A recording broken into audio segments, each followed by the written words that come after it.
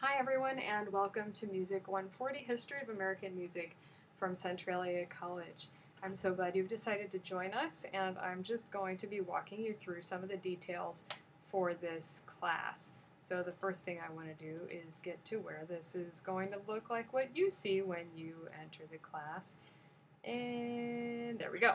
Okay, so when you open up this class to get started, you'll probably see something very similar to this page, other than the fact that you'll actually see a link to this very video down at the bottom of the page. But aside from that, this is what you'll see. After the first week, I will probably reset this home page and you'll be seeing the syllabus here instead, just so you know. Okay, so I'm going to start by walking you through some elements of the class. And so to the very left-hand side of your window, you'll have the Centralia College logo, and then the general Canvas course navigation, or Canvas navigation, and then just slightly to the right of that is our course navigation menu, and we're going to be looking through all of the things on the course navigation menu today. I am not quite going to go in order though. I am going to start with this syllabus, which is the 6th item down on the course navigation menu. So when you open the syllabus, you'll see a couple of things. You'll see a link to the accessible format syllabus, or you'll find it anyway, and there you can download the syllabus. It's in a Word format that is both accessible if you're visually impaired and also nice if you just want to print out the syllabus. It's a little easier to print than the visual format that I have on this page. There's also a guide to how the discussions will be graded, and I will discuss that more in some detail momentarily. This course is History of American Music. I am Dr. May, and my office phone number is located right at the top of the syllabus, area code 360-623-8487. I do have daily office hours Monday through Friday from 11 a.m. to noon. However, if you're not available during that time, just let me know and we'll try to make other arrangements, perhaps to speak on the phone. And of course, you can always contact me via email. I will go through how to do that at the end of the video. This quarter, we're going to be studying the music of the United States, starting with Tin Pan Alley and going all the way through to today. We'll be looking at how American music has changed and how technology has changed American music. You'll be doing plenty of discussing and hopefully bringing in your own experience and opinions about music as we go. We have a course outline that kind of goes through what our topics will be each week for this quarter, and our topics are listed along with chapter numbers that correspond to each of the topics. So you can just look through those. Some weeks have multiple chapters, many weeks just have one chapter. And then for this course, you might be wondering what work you're actually going to do and receive grades on. So the first is you're going to be doing weekly reading assignments, and I will again show you those in more detail momentarily. You'll be reading a chapter or two each week, and then you'll be asked to answer a series of questions. Some of them will be multiple choice and some of them will be short essays, and I'll talk more about that in a bit. You'll also be doing 3 writing assignments, just 3, one of each type. One will be a video you're going to watch and write about, one will be a concert review you will write after attending a concert, and one will be a response to a musician profile interview. And you'll just do one of each, and those will be due at the end of the quarter. Also, every week you will be participating in class discussions, and I'll discuss how those are graded in a moment. Finally, this week you'll be taking a quiz over this syllabus, grading, etiquette, all the things that I'm talking about in this video. So I hope you're paying close attention, and that way you'll do great on that quiz. You will need to purchase a text, American Popular Music by Larry Starr and Christopher Waterman.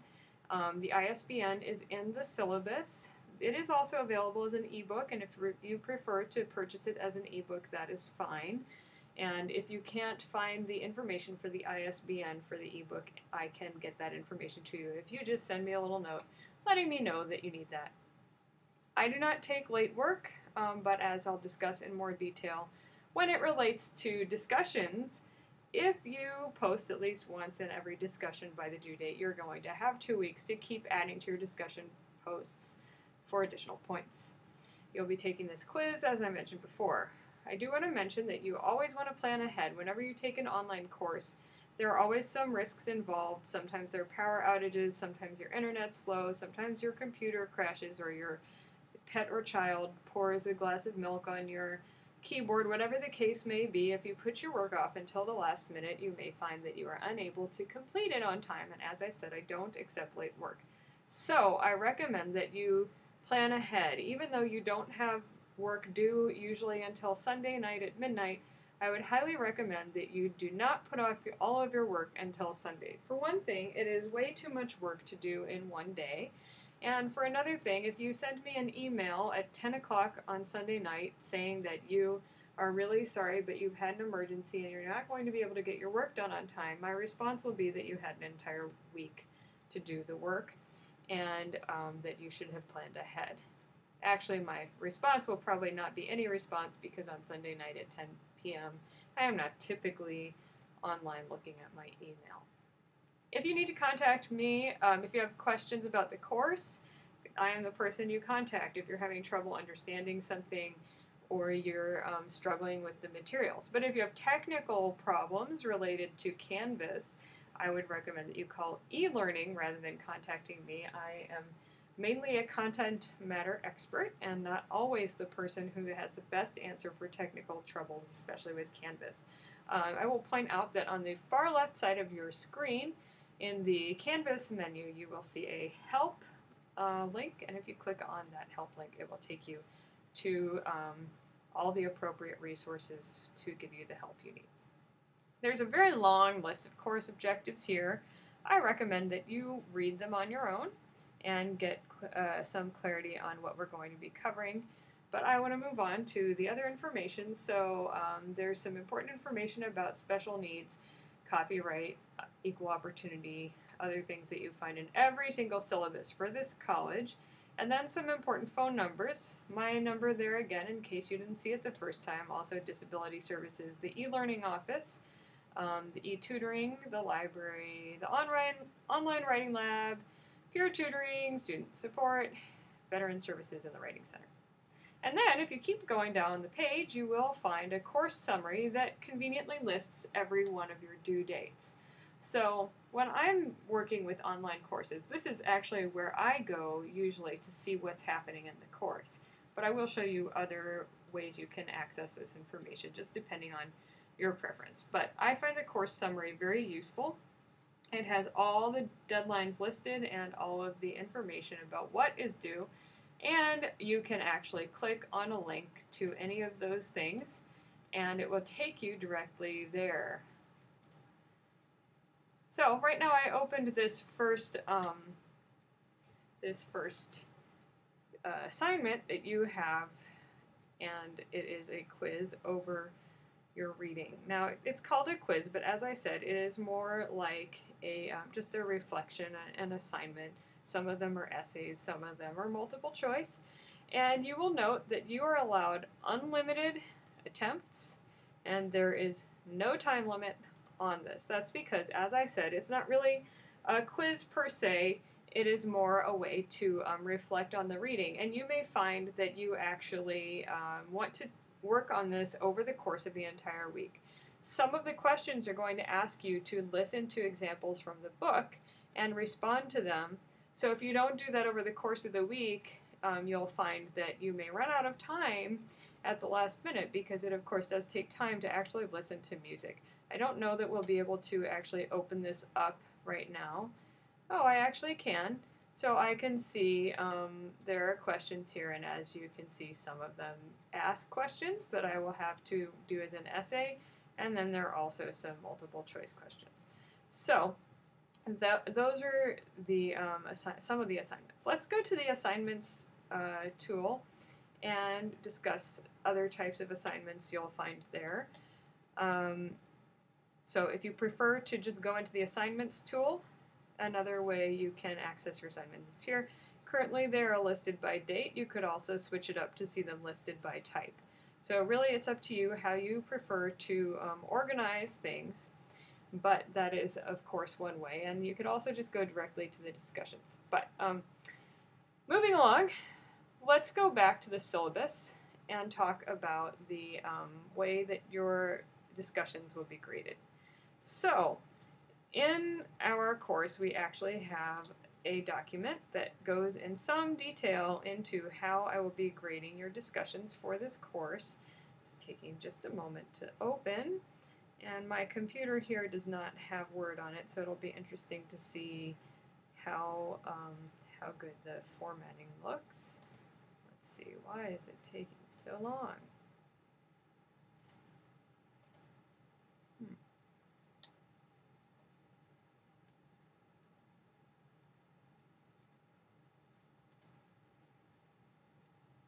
Let's check again. Okay, here we go.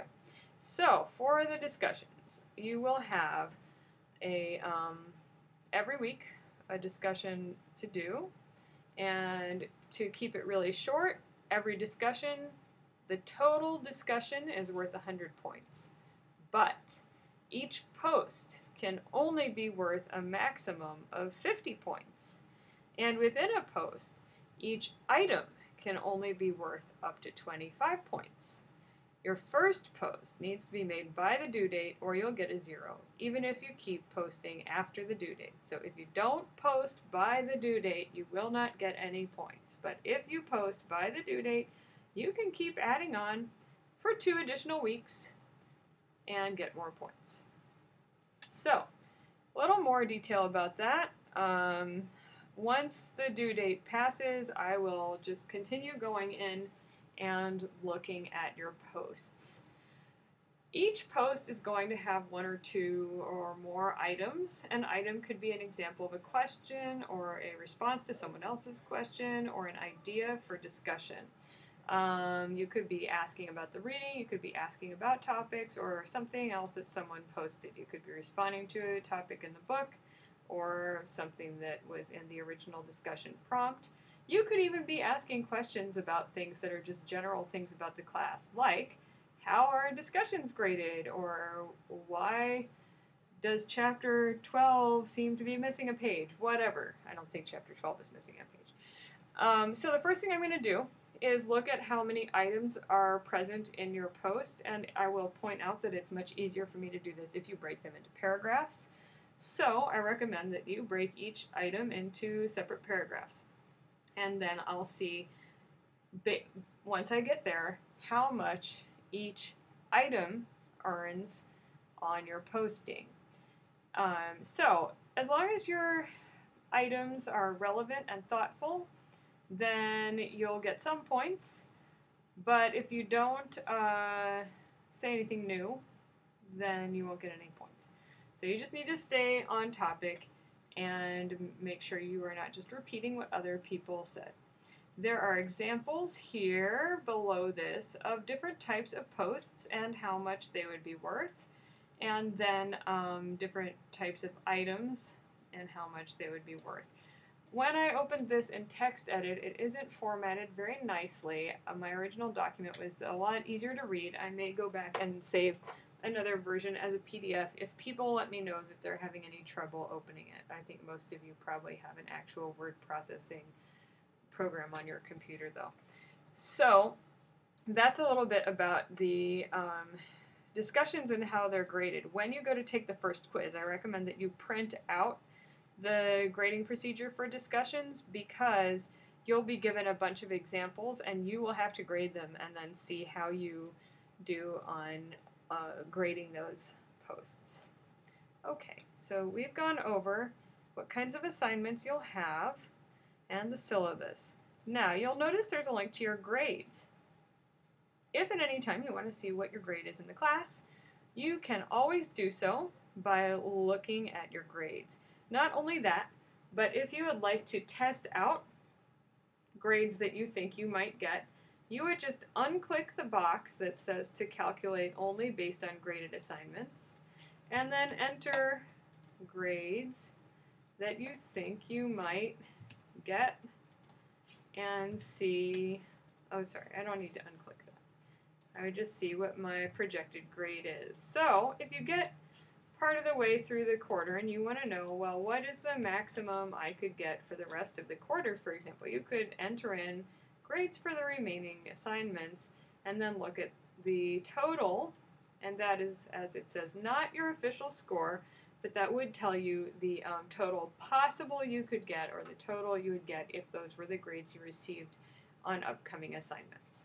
It will not change your actual grade. Actual grade is still nothing at this point because we haven't started the quarter yet, but it will just give you a sense of how you could do in the class. You can also see who the people are in your class. You'll have a list of all the students in your class. And then finally, we have modules for this class set up. So there's a module for each week. There's one thing I want to point out that's very important about the modules, and I want to make sure nobody is confused by this. Every single week, I put the video review, the musician profile, and the concert review in the module. Just remember, you don't have to do a video review, a musician profile, and a concert review every week. That would be crazy. You have to do one of each at some point during the quarter. The only reason why they're here is so that you can easily access them if you prefer to access the course through the modules, and also, frankly, just to remind you that you have to do them so that if you are looking at the modules, you don't forget and then suddenly get to the end of the quarter and realize that you totally forgot that you have to do some modules for this class, or I mean some reviews and profiles for this class. So that's why they are there. I believe that goes over just about everything I wanted to show you about the class. So really quickly, I'm just going to leave the student view so I can show you how to contact me via email for this class. So you have an inbox if you look at the Canvas navigation, and you can just look for the class that you're in, and then you would go to write me a message, and when you open the course, you'll see a list of the people in the class. So let's say you wanted to contact me, you would click on Teachers, and you'd click on my name. And once you've done that, it would be like any other email message. So you just have some kind of a subject, and then type your message, and send it. I will receive it. So that is the best way to reach me in terms of email. If you have any other questions about the course, I hope you will get a hold of me to ask them. I do want to be able to be there to answer any questions you may have, and I'm really looking forward to getting to know all of you.